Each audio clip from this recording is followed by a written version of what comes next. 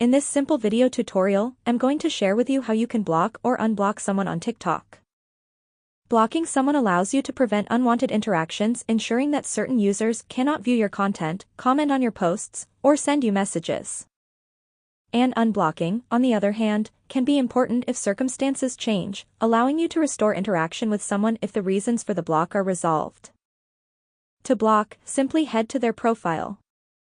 Tap on this share icon. You will see the option of block. Select block and they will get blocked successfully. To unblock them, you can either head to their profile and tap on unblock. Or simply head to your profile page, tap on these three lines and head to your settings and privacy. Select on privacy and navigate onto the last option of blocked accounts. You will see all accounts you have blocked on TikTok. Just tap right here on unblock if you want to unblock any account. That's how easy it is to block or unblock someone on TikTok. If you have any questions, just let me know in the comments section down below.